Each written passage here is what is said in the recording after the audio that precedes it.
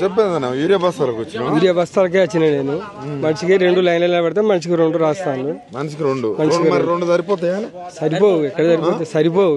మరి ఎట్లా మరి మళ్ళీ ఇచ్చినప్పుడు మళ్ళీ వచ్చి మళ్ళీ తీసుకోవాలి గట్టి వచ్చినప్పుడు. అంతే ఎందుకు మరి గత ప్రభుత్వం ఉన్నప్పుడు ఇట్లా ఇబ్బంది అయింది? ఇట్లా అప్పుడు ఏం లేదు, ఖాళీగానే కులాలు దొరికినాయి. ఇప్పుడు కొంచెం షార్టేజ్ అన్నట్టుగా.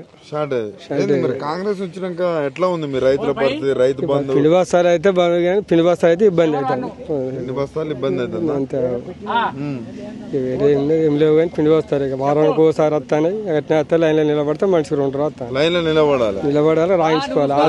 రావాలి లైన్లో నిలబడాలంటే వచ్చిన దగ్గర ఇప్పుడు 2 గంటలు అవుతుంది. గంట లేవగానే వస్తాం కదా. ఇక అత్తే లైన్లో నిలబడితే ఎవరు ముందుకు వస్తే వాళ్ళ లైన్లో వచ్చిన వాళ్ళు వచ్చినట్టుకి పేరు రాసుకొని పైసలు తీసుకొని సెల్ నెంబర్ వేసుకొని పాస్బుక్ ఇట్లా ఇస్తున్నారు. ఇట్లా కష్టాలు అయితే ఇబ్బంది కదా మీ రైతులకి? ఇబ్బంది అయితే ఏం చేయాలి? యూరియా బత్తా లేకపోతే ఇబ్బంది అట్లా యూరియా ఇబ్బంది అవుతుంది. ఏం చేస్తాం ఇప్పుడు? యూరియా లేకుండా 20 అట్లా ఫస్ట్ అవి వేసుకుంటాను. నిన్న మొన్న ప్రెస్ మీట్ పెట్టిండు రేవంత్ రెడ్డి. లైన్లో నిలబడి మొత్తం అబద్ధం అంటుండే కదా. ఆయన నిలబడి అవుపడతాను కదా. వాస్తవంగా మంది జనాలు నిలబడతానే ఉంటే అవుపడతానే ఉండే. మీరు నిజంగానే నిలబడుతురా? నిలబడడం రాయించుకొని వచ్చిన వీడికి. ఎట్లా ఉంది పరిపాలన? 18 నెలల పరిపాలన.